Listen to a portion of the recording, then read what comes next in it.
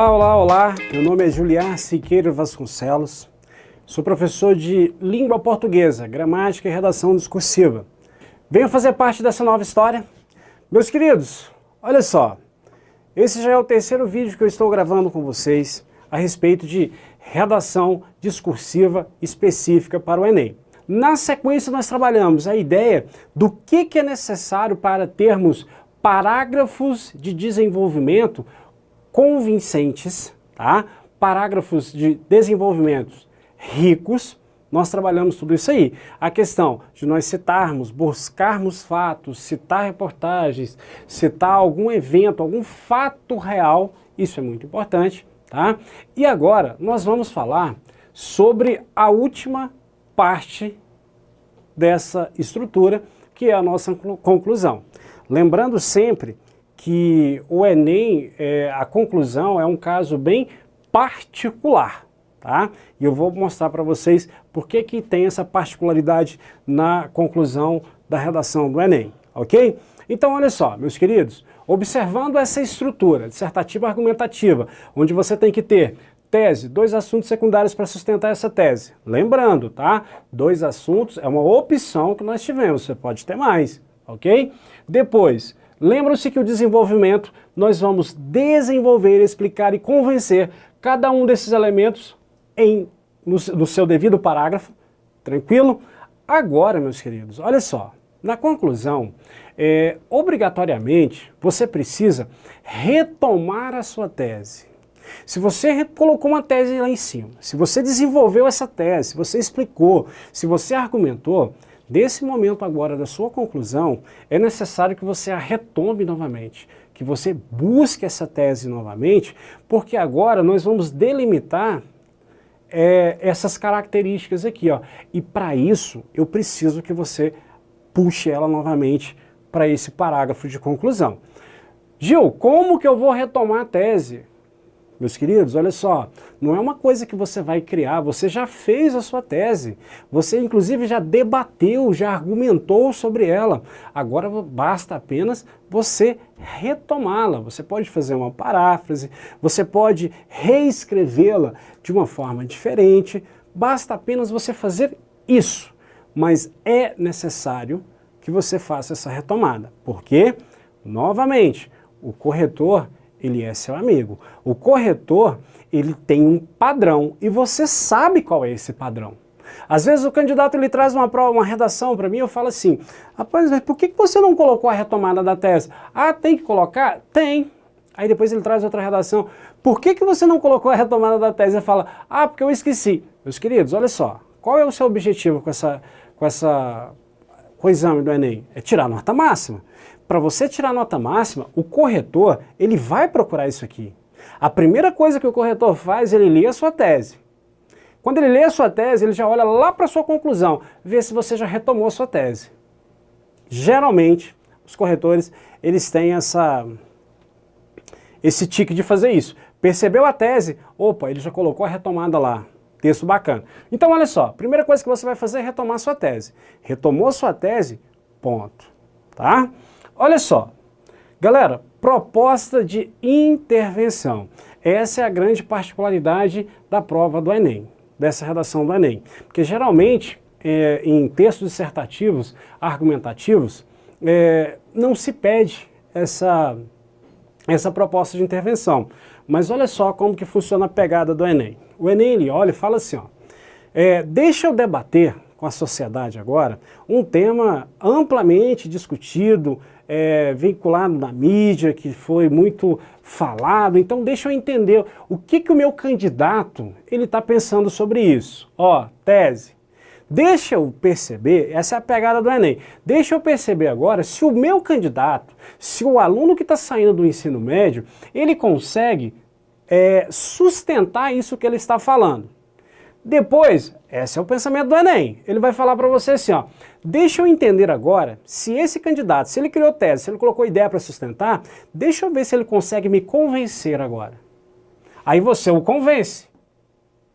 Quando vai para a conclusão, a retomada de tese é automática, mas a proposta de intervenção é uma pegada do Enem. O Enem ele olha e fala assim, ó, deixa eu entender se o meu candidato, se o candidato, ele consegue intervir em uma problemática a qual ele percebeu e ele defendeu. Então ele quer perceber isso no seu texto. Ele quer ver se você é capaz de fazer uma proposta de intervenção nesta problemática a qual você escolheu. Eu tenho muitos alunos que falam assim, Gil, então quer dizer então que eu tenho que ter uma proposta de solução? Ó, eu gosto muito de falar proposta de intervenção, tá? Então olha só, às vezes eu pego muitas redações, essas redações, o candidato, ele viaja um pouco, ele extrapola um pouco nessa questão da proposta de intervenção. Eu nem vou citar casos que levam o candidato a zerar, que é o caso de ferir os direitos humanos, por exemplo. Você pegar o cara e falar, é fácil, é só pegar esses bandidos e matar todo mundo. Não, isso aí já não pode, eu vou comentar isso depois em um próximo vídeo, que são as 5 competências. Eu estou dizendo aqui agora, nesse quesito proposta de intervenção, aquelas propostas que não são executáveis, cara. Você precisa apresentar uma proposta que seja realizável. Não dá para você falar, só vou dar um exemplo, tá? Vamos supor que você fala de um tema sobre questão ambiental. Você fala sobre a questão da água, aí você pega e dá uma proposta de intervenção assim, ó. Não, é necessário que o Estado, juntamente com o órgão responsável, faça um catavento gigante, sei lá, eu não consigo entender como que seria um reservatório, para que esse reservatório ficasse sobre a cidade e colhesse toda a água da chuva. Isso não é, cara. Então você precisa colocar uma proposta de intervenção, mas essa proposta de intervenção ela tem que ser possível. Tá? Eu acho que o nome, a ideia certa é essa. Ela precisa ser possível de ser realizada. Ok? Então olha só, meus queridos. Quando você retoma a tese, na sequência, você vai fazer a proposta de intervenção, certo? Nessa proposta de intervenção, automaticamente você já vai começar a responder 3 perguntinhas básicas que são necessárias aparecer no seu desenvolvimento, certo? Então quando você já faz a proposta, você vai ter que demonstrar para mim, você vai começar a detalhar, tá?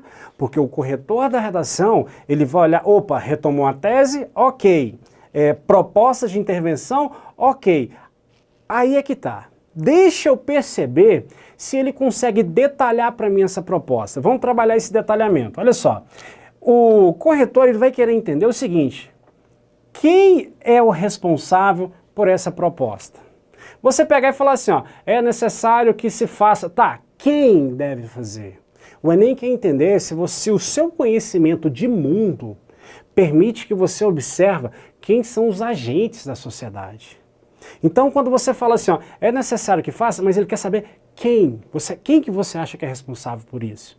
Então, eu preciso que você mostre para mim quem será o autor dessa proposta, tá? E você precisa elencá-lo, certo? Você pode falar que é o Estado, você pode falar que é a família, você pode falar que é a igreja, você pode falar que são as ONGs, você pode falar... Não interessa, eu preciso que você mostre quem. Porque o corretor ele vai avaliar isso em você. Ele vai avaliar isso no seu texto, perdão, você não, no seu texto. Então você precisa mostrar para mim quem fará essa proposta. Não só quem fará essa proposta, mas também como que essa proposta será desenrolada. Você precisa colocar no seu texto, você precisa demonstrar para o seu corretor como que se executaria essa proposta. Vamos supor que você fale assim, cabe ao Estado, juntamente, vamos pegar uma proposta de intervenção de intolerância religiosa, sobre os caminhos para combater a intolerância religiosa. Eu poderia dar uma ideia o seguinte, eu poderia falar assim, ó, cabe ao Estado, juntamente com as associações religiosas do Brasil, produzirem uma agenda única. Ó, agora eu já identifiquei.